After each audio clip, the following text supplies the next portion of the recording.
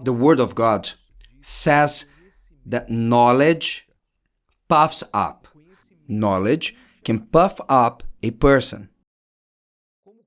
Like the body that is bloated as a symptom that something's wrong. Likewise, only knowledge without practice, without being applied, it bloats the person. The body? No. The mind. The person becomes proud. Usually, they become proud, vain, filled with thoughts that tell them because they have education, that means that is a good status, a good reputation. But only knowledge causes in the head the same that when a person is bloated in the body. It's just volume. It's something to deceive the person. When someone sees the person who is bloated, they say they're strong or they're chubby. But being bloated is the opposite of being healthy. It is a sign that something's wrong in their body. An inflammation, maybe something that happened, or a medication. They must be treated immediately. Why is this important to know, to receive this advice from the Word of God that you can find at Paul saying that in 1 Corinthians 8:1, the knowledge puffs up. He was talking to the Corinthians because he knew that the audience that was listening to him, they had knowledge. For example, in the context of this word, he was dealing with things sacrificed to idols, which means a topic that to those who call themselves Christians should have known in the beginning. Am I right? Isn't that what we learn about idols, idolatry, getting involved with idols?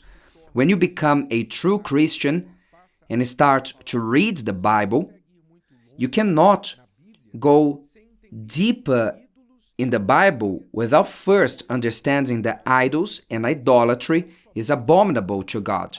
Not only the practice of idolatry, but also you to have an idol. It doesn't matter if they change its name. No, I don't have idolatry. I revere. Listen, the Bible tells us to have no consideration whatsoever towards idols. In the Ten Commandments, he says, you shall not make for yourself a carved image. You won't bow to them. You won't make them, and you won't have them. So the word is quite clear in this regard, that idolatry is abominable, because idolatry to God is like betrayal. Just for you to understand it better, it's the same as you being married, but you keep pictures of an ex. Then your husband asks you, listen, what is this picture of your ex in your purse? Then you tell him, no, I have nothing to do with him, I don't talk to him, have no contact with him, it's just for me to remember him. It's just to remember him. Those moments we had together, because it was a beautiful relationship and I want to keep the good memories. Would your husband accept that? Okay, the opposite. Would you accept your husband to have pictures of his ex in his wallet just to remember, so he does not forget the good moments? Because they had something good between them both, you wouldn't accept that. Likewise, God sees idolatry as betrayal. It is a spiritual betrayal. So much so that idolatry is called in the Bible spiritual prostitution. It's a kind of adultery. This is the bread and cheese of Christian faith. But Paul saw the need of talking about this situation with the people in Corinth. And that's why he was saying, what's the point of having the knowledge you have? This is nothing new to you. He says, now concerning things offered to idols, we know that we all have knowledge. I'm not telling you anything new. But then he says, knowledge puffs up. Knowledge gives the impression that the person is practicing it, which is the problem with the religious person. The religious one has biblical knowledge, many have knowledge of the word, and the more knowledge they have, so more capable they are to debate about certain topics, even to preach. Even to preach. There are many preachers in this world, people speaking about the Bible. But when you go deeper, practice, you will realize that there is a lot of knowledge, but no practice. So that becomes an affront to the Word of God. Because the so-called preacher of the Word of God, who was supposed to set the example, is putting the Word of God to shame with their lives, with what they do. So this is important. Why? Because this topic has lots to do with me and you. We live in the era, in the age of knowledge and information.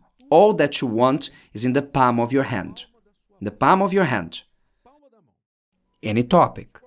And you can instantaneously get the answer to it on your phone. What is this? Your phone answers it.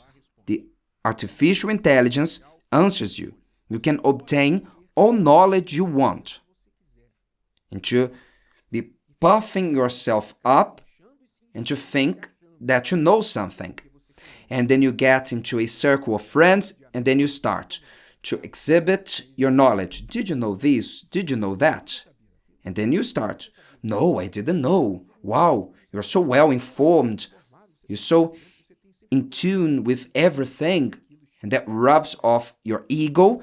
And then you go to gather more knowledge, to return to the same circle of friends and to throw at them more knowledge so that you may think that you are an expert. We are living this time, the time of knowledge, all kinds of knowledge, and also biblical knowledge. So our heart, our mind, Paul even says that our ears are itching to receive more information. Our ears like novelty.